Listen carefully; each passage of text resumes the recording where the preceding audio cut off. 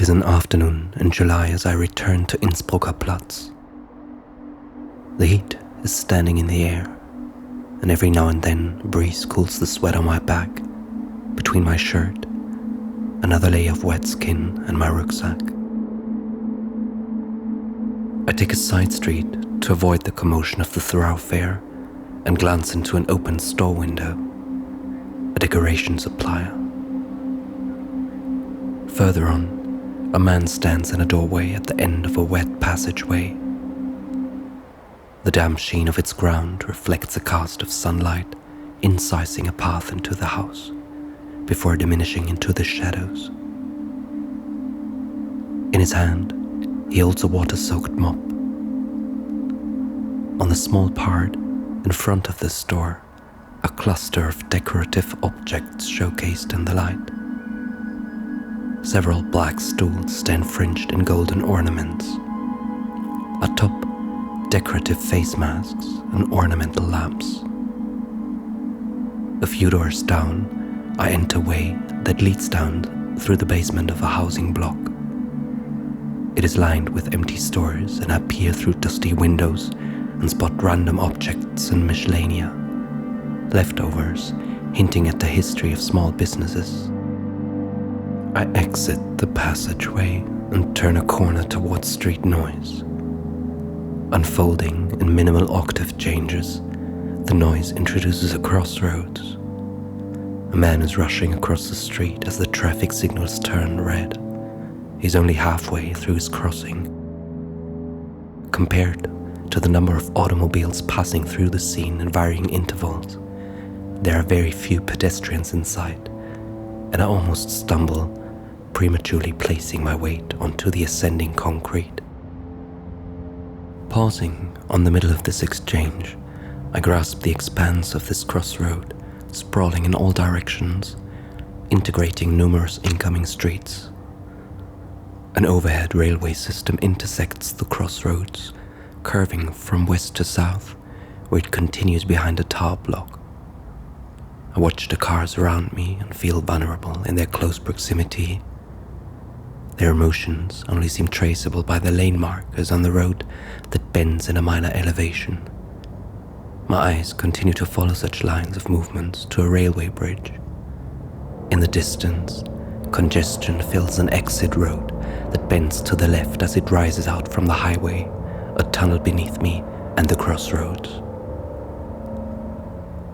Leaving the concrete island, I cross over side streets that travel underneath the railway bridge.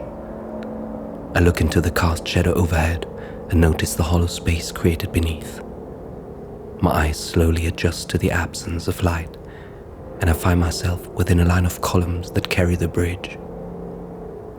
I follow along these architectural markers, which create an interior space of sorts, deserted, less a parking lot, denoted by fading green stripes on the ground. A train approaches, overhead, with a heavy drone in dominating intervals, eclipsing the noise around me each time. I walk further down south through the small and oddly organized parking lot. A striking blue car, spray-painted with a smiley face in vivid bright red, bleeds off the windshield. In the winding side road behind me, cars continue to pile up in excess. The smoke of a cigarette sandwich between the fingers of a hand outstretched through an open car window. I cross over a small garbage-filled lawn lined by a bank of shrubs. A discarded or lost jacket is partially visible in one of the bushes. I examine its form and make note of the volume it occupies. I shrug for a moment. Inside, the end of this urban outcropping discloses a view onto the A100 highway at the point where the 8-lane highway enters or exits a 260-meter-long tunnel running underneath the city. Each direction is separated in the middle by a concrete wall. Each has an exiting ramp on either side. The partly visible section of the highway extends about 300 meters before disappearing again into another tunnel. The view is interrupted by street lamps and overhead highway signs designating destinations in differing font sizes along LED forecasts of traffic and weather. A consistent rattle from the tight flow of cars passing over small highway joints, piercing the concrete together and give dimension to their constant motion. These interstices signify a history of post-war construction, attempts and failures to connect several segments of the highway to a southwest running road, bending its way through 3 districts. An eastbound junction connects it to another city highway, which partially traces the Berlin Wall, before finally arriving in the Ring, the longest running orbital in Europe. Empowering German mobility, these roads mirror its developing military infrastructure. Its development reaches far into the last century, beginning with the Weimar Republic that originated the development. It was then taken over by the Nazi regime, who further developed the roadway in sync with their plans to reduce unemployment. The ring-like shape of the A100 resembles those of Baron Haussmann's boulevards. Baron Haussmann and his boulevards became infamous for his reshaping of Paris in the Second Empire between 1853 and 1870. The French word boulevard originally referred to the flat summit of a rampart, a defensive wall, and several Parisian boulevards replaced old city walls, enabling greater access, in particular for the infantry.